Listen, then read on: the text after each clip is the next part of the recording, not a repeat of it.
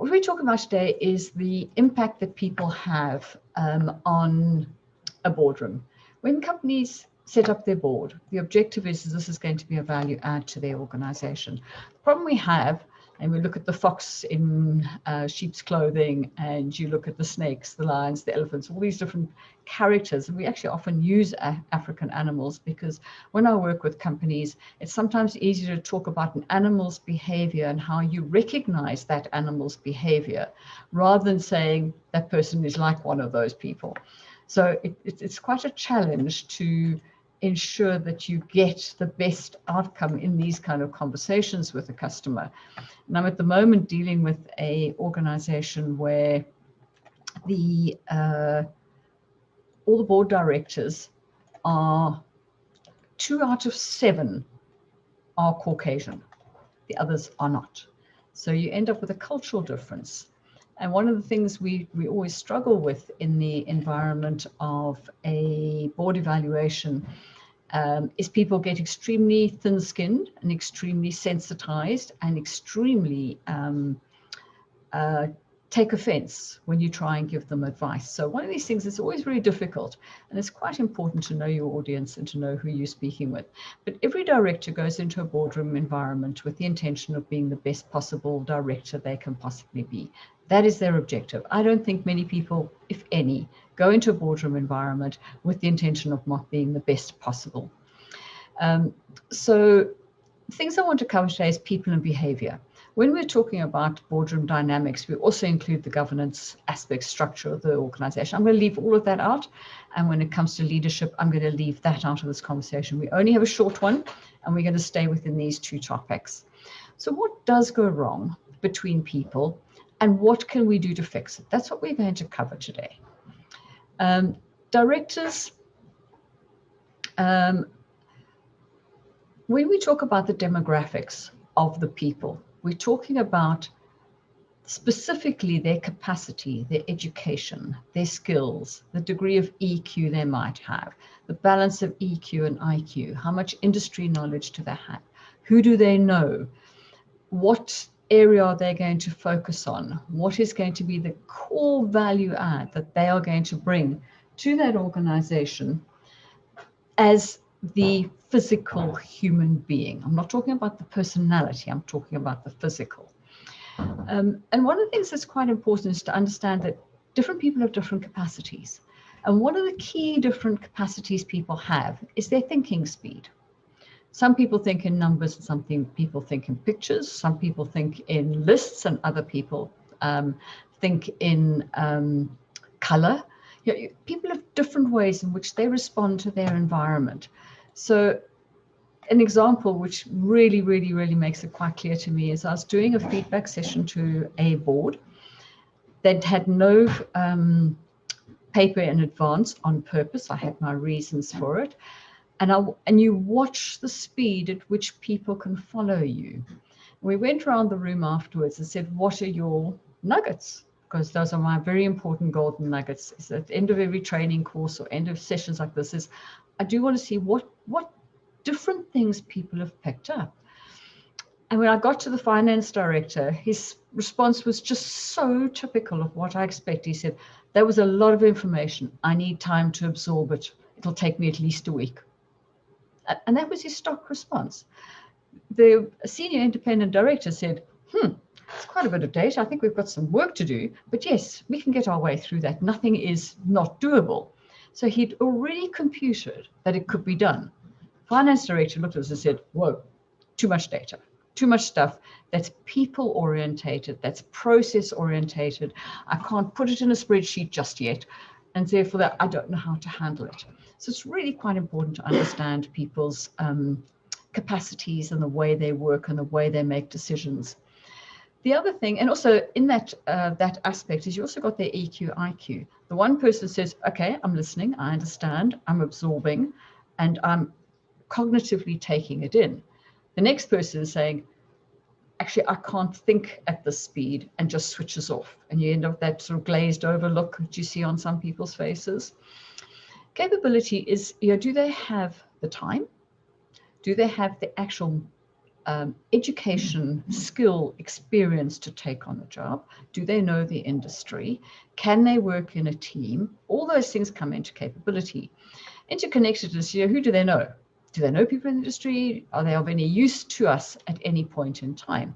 So we're hoping this crowd is going to come together with a mixture of these capacities, capabilities, and connectedness. Now, we always talk about diversity, and diversity belongs not to the 9 visible diversities. It belongs to, I think there's something like 25 odd diversities. But a lot of the diversities go way beyond what you can physically see in somebody. And in this capacity, capability, connectedness, we have some of the diversities that we could be considering. So we want to bring those all together for a better decision making. So the short-term people who can make quick decisions or assessments, and those that cannot make quick decisions, that we can balance those within the board. What you absolutely need is a very, very, very good chairman. The more diverse, the stronger the chairman, the more capable the chairman needs to be. So the other thing we look at is behavior.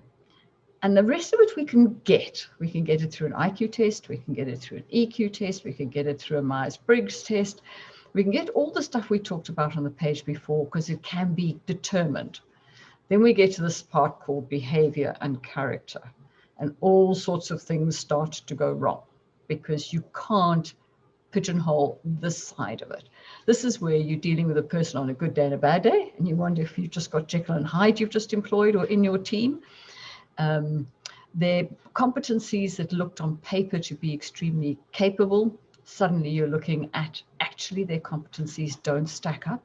How often are we disappointed when somebody joins us? First day you think, great, they asked all the right questions. Day 2 you thought that was an odd question. Day 3 you're thinking, what are you actually doing? Not quite those many days, but you get the understanding that actually people aren't exactly what you think they are. So competence, which means it's a capability being delivered. It's the knowledge, skills, and experience actually being played out in the environment appropriately as you need it. Commitment, if you look at what COVID has done to all of us, and we've ended up in a situation where we've had to run our businesses in such a different way, the commitment of a board has had to be a lot higher. I was on a board that went through a Section 166, which any of you in the financial services sector would know that is very demanding on a board and on management and their time.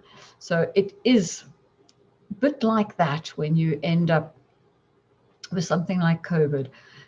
Companies that I'm working with at the moment who are typically familiar with quarterly meetings have suddenly had to have weekly meetings, then monthly. Now they're talking about getting back to quarterly at some point in time. But the demand is, can that team collectively and more than a majority step up every time you need them? Are they available? Will they commit the time? And do they have the capacity we talked about a moment ago? Is there enough space in their diary so that they can deliver the commitment that is needed by the company? And then we come to the difficult one, which is the character, the actual person, the personality. How many times I will work with a director and say, are you aware that where you sit in the one meeting you were at and where you sat in that meeting, do you realize that what you did is you turned your back on so-and-so every single time? You managed to do it. You don't intentionally plan to do it. I'm quite sure you don't intentionally plan to do it, but you do things that you don't actually expect. We can read people. And one of the, it was a partner of one of the big four, and he'd now gone into a NED role, and he'd now become chairman of an organization. And I was doing some feedback with him. I said to him, you don't believe me. You're disagreeing with me. He says, how do you know? I said, look where your hands are. His hands were from the back of his head here. And he was rocking back on his chair, which is, I don't believe you, I'm not listening, I don't want to hear it, all that sort of pushing away body language, just short of putting his hands up, just short of folding his arms. And this man, I had watched him, depending on whether he put his hands on top of his head or behind his head, were 2 completely different activities, and I knew what he was thinking. And he'd never known that all his life. He's now deep into his 60s. And nobody had ever told him that he was doing it. And it's part of NLP and things like that, where you can actually watch people's body language and you can read them. So we are very transparent, and we need to be aware of that.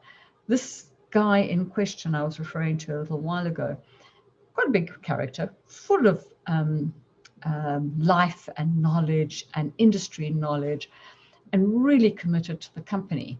But he believed this one particular director was a waste of space, and managed, didn't matter where they sat, to block that person, and didn't know he'd done it.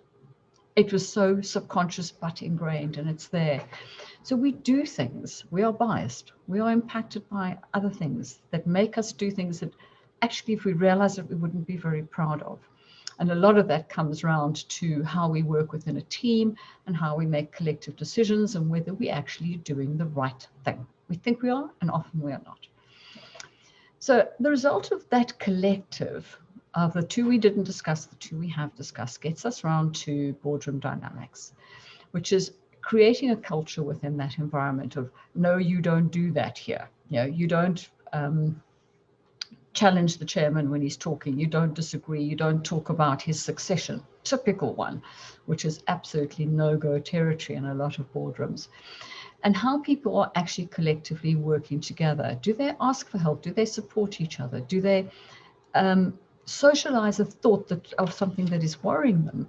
Do they talk about it in amongst each other to try and understand whether they're alone in that worry, or are other people thinking, I'm not so sure about that person's behavior, I'm not sure the way they spoke, whether that is appropriate or not. And if you don't talk about these things, as we all know, they get worse. It's important for people to be cohesive but not getting the group think. So we need to find that balance as well. And the ability to challenge. Now, challenge is one thing, but we have to challenge in a way that we are supportive, we are not personal, we are not judgmental, we are asking a genuine series of questions to determine whether that person's thinking has considered all the options, or has gone down the right track, or whatever it might be. So that is the aspect where we find a lot of the character and the way people deliver that part of their job is not done extremely well. We can see that's what starts some of your cultural breakdowns and your boardroom dynamic breakdowns. I'm not going to go through what is expected of a chairman, because you've probably all been a chairman, or you know what it is to be a chairman. We can do that in another session. But the part that the chairman needs to bring to the meeting to create the effectiveness of the team, I'm not talking about chairing the meeting, is to recognize where that board is being ineffective. Talk to the company secretary, please, because that's the one person who does know what's going on. I've just run a questionnaire-based board evaluation, which is always the most difficult, because I've met the company secretary and I've met nobody else. These are all a bunch of strangers to me. I haven't a clue who they are, but I've got all this data in front of me. I feel like I own the company already, and I don't know a single person. But one of the things we notice when we do a technical, physical questionnaire rather than an interview, the chairman will consider his board, her board, to be the best. So out of the, let's say in this case, 9 people were interviewed, the person who had the strongest, darkest, deepest, most rosy tinted glasses is the chairman. Company secretary usually sits somewhere in the middle, and a female independent NED typically sits being the most judgmental, most critical. In this case, female company secretary is sitting in that spot, and we've got all the males in between. So it's quite interesting that females are invariably most critical of the situation, not of people, not judgmental. They are critical, but they are equally as self-critical as they are critical of others. They see things with clarity. Whereas quite often you see with the gentlemen is they don't look under the skin at the next level. They take things quite, there's a hierarchy and there's a system, and they work to that. Very, very different behavior between men and women at that case. But also what a chairman needs to do is to determine what influences that person can bring to this collective unit that will improve it. Now, obviously a board evaluation is one of them. But to lead that team, being mindful of the individuals and turning to other people in the group, like the company secretary, senior independent director, which is where your EQ, empathy, is likely to be the highest, and call for help and actually get them to help that individual so that they don't miss the signals, because invariably they do. They're chairing. It's not necessarily their skill set. And so it does take a little bit of effort. And communicating and showing empathy, which sometimes might not necessarily be straight in their sweet spot. And when things go wrong, it's things that, what causes things to go wrong? And I mean, if you look at that, I'm not going to go through all of them, but it's ego, money, prestige, self-protection, fear of failure. I want to make sure that my kids, my aunt, my peers, my colleagues, the guys in the pub all think I'm magic. Determining goals, having a personal agenda of where they want to retire, how much money they want to make, or whatever's built into it. And also people start to break down trust between one another, break down respect between one another. Then we start seeing all these things starting to go wrong. And they go wrong slowly to the point you haven't realized they've even gone wrong. And you suddenly sit back and think, oh, that's not working well. I'm chairman of an organization, and not the one that anybody here is present on. It's another organization. And you can see sometimes the niggling of certain people who expect things to be done their way, and how it's breaking down the respect the rest of the team have for that individual. And the rolling eyes is visible on screen. When you, at least when you're in a boardroom, they might not be looking at you. You can roll your eyes. It's not as obvious, but it is on screen. It's very obvious. You can see when somebody's going, oh, no, here we go again. And actually, there have been times that even I started to use the body language to see if they'd get the message. And here's where people's bias also starts to kick in the way they behave and the way they respond to circumstances. And if somebody's been hurt before by this kind of occurrence, they've been made redundant once before, they are going to respond very, very differently to somebody who's never been through that experience and has got plenty of resources and is not worried. You're going to get different responses. So if we're going to fix things, we can fix things through people as well. That's the best way to fix things. So it's setting a clarity of purpose. It's also having a purpose as an individual and watching everything, every step of what you're doing, being mindful of how you are doing those things so that you are consciously checking yourself and self-checking that you actually are doing the right thing, and that you have spoken, you have listened, you have thought it through, you have challenged without being judgmental. And also to challenge other people's thinking, but in that engaged, empathetic, respectful way, but not when you have an environment where the boardroom is so polite, you could actually break the ice. You can't even break the ice. It is so polite, so perfectly English polite, that's equally just as dysfunctional in its own way. And what we try and do is work with the board and put the mirror up and say, this is what you collectively look at. You as individuals inside it know what you're capable of. What you don't realize is, what are you looking like as the piece in the puzzle that we've now got that makes up this picture? And how can you just change one piece of color in your puzzle piece, and you're now going to fit in somewhere else and be far more effective than you were before? And that's what is important to help directors to achieve, is their full value. And it's so easy for directors. One of the most common feedbacks I get is saying, I'm not being used to my fullest extent. So as I've said now, easy to go wrong, difficult to recognize, can be very difficult to fix. But actually, if everybody's opened their mind to it, we don't have to go off the precipice edge. And the different, whoops, that was a bit quick. Right, there was another slide there. We'll just, the last one says is that all these team things belong to anything from a board, an executive team, a church committee, a village committee, a management group, a department, it doesn't matter. These things also belong in big companies to SMEs. It belongs in organizations going through change, organizations that need to go through change. It doesn't matter where we sit in that continuum. This whole aspect of the people, what they bring to the party constructively, and what they bring behaviorally, makes a collective outcome that is not equal to the sum of its parts. That's what I wanted to cover. We did start 7 minutes late. If people have got the time, we will run over a bit more than 5 more minutes. But obviously, people need to drop off at the half hour. I totally understand. Anybody like to ask a question or to make an observation? And obviously, unmute yourself when you're ready to chat. Yes, Stuart.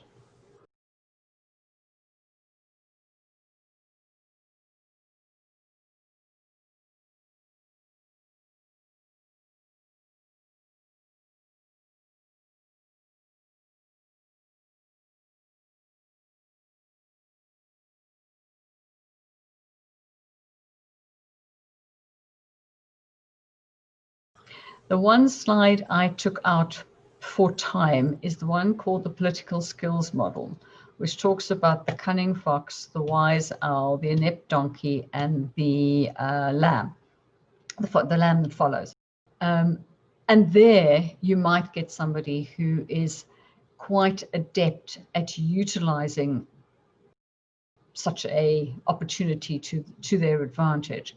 But what we're talking about is actually the fundamental of where somebody is at their DNA level, at their IQ, EQ, DNA level. That's where their starting point is. And that is different for different people. And you will find that the more sort of mathematical engineering style background that somebody comes from, the likelihood they are to be more precise, more factual, more statistical, slower at thinking. They want to compute it, they want to balance it, make sure the spreadsheet balances. And then they'll say, I've now absorbed it all, I agree. And then they'll agree wholeheartedly and support or not. Whereas the other people are quick thinking, sales style people. They will be quick to make a decision, quick to undo the decision. If you're walking down the passage and you suddenly think, hold on, I left something behind, you instantly turn around and go and fetch it. That's your sort of what they call type 1 thinking, system 1 thinking. So people can make quick decisions. Some people can see things with clarity without having to write it down. They can see it visually.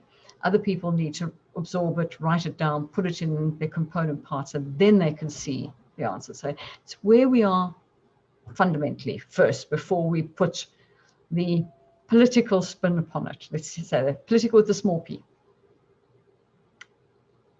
Yes, Christina.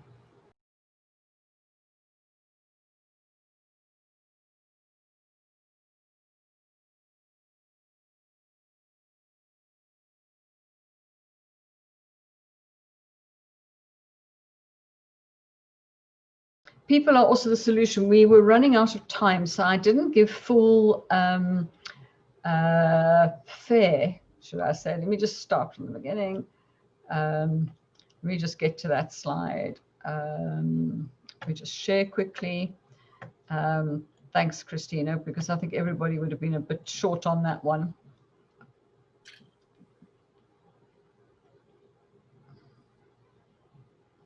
So starting off with support from the chairman. So it's recognizing what has become ineffective. So that is saying so-and-so is not speaking to so-and-so, or so-and-so is speaking at a different speed or language. This person sees in color, that person sees in numbers. This is a listening person, this is a seeing person. So identifying when people are not matching and determining how to work through the team. So pulling in HR, pulling in the company secretary, things like that. But if things have fundamentally gone wrong, where it's quite deep-rooted, an external help sometimes is your only way to do some of these things, because the group will coalesce as a team against the external message and learn from it. Sometimes it's very difficult for somebody internally to pass on the difficult message because people take it too personally. So sometimes you might need to call on externals, but sometimes it might just be a trusted confident within the business, which is typically the company secretary or senior independent director, who can take that person aside and do some mentoring, coaching, help them to understand why they're rocking the boat, or helping that one to learn to work with the other one and saying, I can see why you're not working together because of X that happened, or because you think differently, your speeds are different, whatever it might be. And sometimes people will disrespect the other because their knowledge is different, not that they're not knowledgeable. I worked with a organization once, and they wanted to bring in the customer experience into the boardroom. So they decided to get somebody from retail. They almost lost that person because they just would not accept her in any way. This is a male-dominated financial services organization, and she knows nothing about financial services. She's female, she knows nothing about it, and she's not immediately local. She comes from the town next door. And they absolutely shunned her.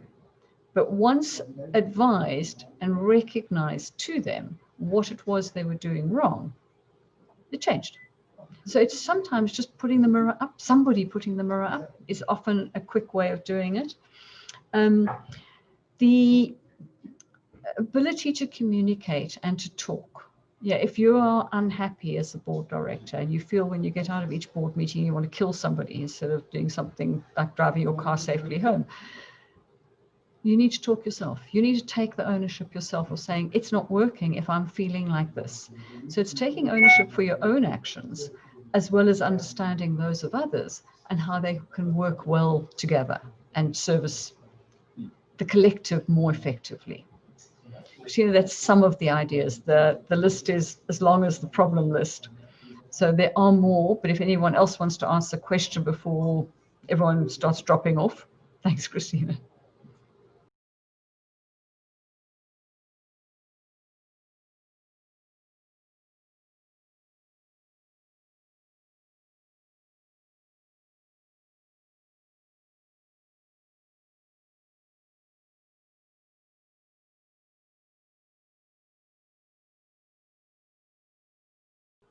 I think there are nuances that are different, Susan. But I think fundamentally we have a DNA, a jizz, a way in which we are, the way we're wired is still fundamental. But kids today are trained more to engage with technology than to engage with humans. So what has complicated the youth at the moment is they don't have natural communication skills in words, and they don't respect and understand the harshness and the way they're not mindful of other humans. So the mindfulness and the ability to succinctly express their viewpoint in a non-emotive, factual way becomes quite difficult for them. So there's a lot of training we need for our youngsters to actually to behave in a team rather than to behave with a single piece of technology at that moment in time, or multiple pieces of technology if you mean. I think there's a lot of human training we should be doing. And I think one of the emerging risks that boardrooms and executive teams have is, how does the leader of that team get everyone to speak? How do they make it a safe place for people to be different in the way they engage, but help mentor them to improve into the ways that then the group psychology works better?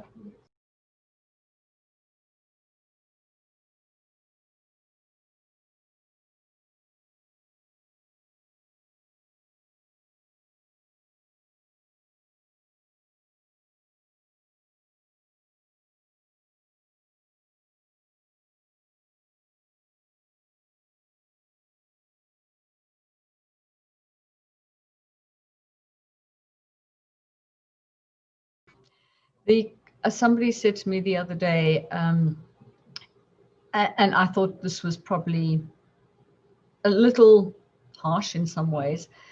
You cannot have every single committee, board, executive team, friendship gathering, whatever it is, always being a rainbow nation and getting the proportions of that rainbow nation right all the time. I think that is not feasible.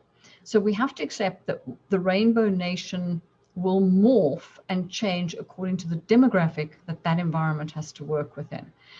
The question that is really critical that you bring up is, there's no point having, as they did a while ago, there was very well-known children's baby company, and all the executive on the board, executive and the board members were all male, and yet they were selling from pre-birth to 3-year-old, and therefore the person buying was the mother, and there wasn't a single mother, least of all female, in that entire group. That's an example. It was only about 8-10 years ago that this occurred, and obviously it's changed now, but that just gives you an idea of the importance of understanding your demographic. If your demographic, for example, if you look at somebody, let's say, for example, a building society's demographic at the moment it tends to be people that are 50 and above. And the argument I had with one of them said, we don't need to go through any technology transformation or advancement because our users will not take them up. What they forgot is they all have iPads and they don't want to go to the bank, and now in COVID can't go to the bank or the building society. So they lost a trick by about 10 years, except thinking that their grey-haired passbook holders would never pick up a piece of technology. How wrong have they been? What they also don't realize, and boards seem to look at today, they don't look at tomorrow. And tomorrow, there's somebody who says, I'm into ethical investing, I want to support my local, I want to go into the local building society, and I want to actually deposit money into the local building society that has a very good green offer or whatever it might be. So your demographic of your customer is always, always, always changing. It can't be the same because we're all growing older. So there has to be the circulation. And therefore your demographics of the team you work with has to show that too. So we don't have to be perfect mirror replicas, but we have to take into account that if we've got Japanese or Europeans or Indians on the board, like the one I'm working with at the moment, or in the case of South Africa, you've got people Zulu, Xhosa, English, Afrikaans, you've got foreigners living in the country, and you're trying to put all of them together, and they do think differently. You know, there are certain aspects that one culture will just not know about the other because you just don't know it, you weren't there. And it's, I mean, if you say something to and also another one is language. I mean, if you say to a Scots person just now, you all as South Africans will be nodding, say, well, it's any time but now. In Scotland, it means right now. So we've used one word and we've had a completely different meaning. So language is another one. Idioms are another one. Hand signs, eye contact, as we know, is very different meanings in different cultures. If somebody is more kinetic in some aspects where they'll make contact, that's before 2 meters distance. And other cultures will find that completely offensive.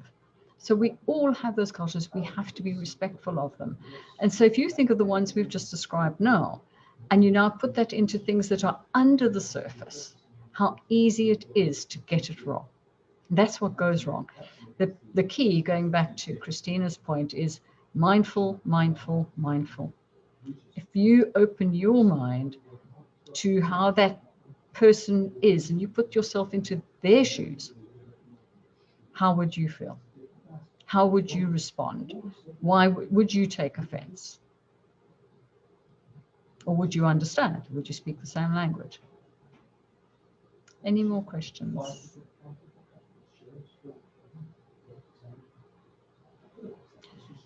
Quickly before we go, I'm not going to ask you all for your nuggets because it'll take way too long. Did something like this feel useful to you, and should we continue? Hands up for yes, we should continue. Right, okay. So next one is, I think, June, next week, Monday, same time. And what we will do is we'll request people to come into the room at about 10 to. Thank you very much, Shoela. So that we can start on time, so that we can also equally end on time. I don't like running these things over, but we have done a little bit today. We started 7 minutes late and we've run 3 minutes beyond that. Any specific questions anybody wants to go? I'm happy to stick around for another five minutes if anyone wants to.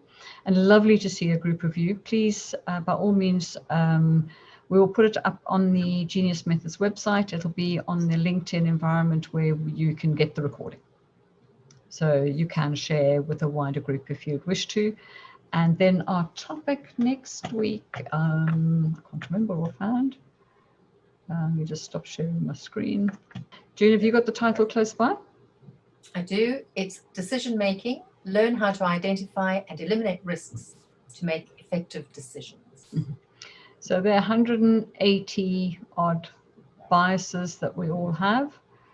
The worst one is believing we don't.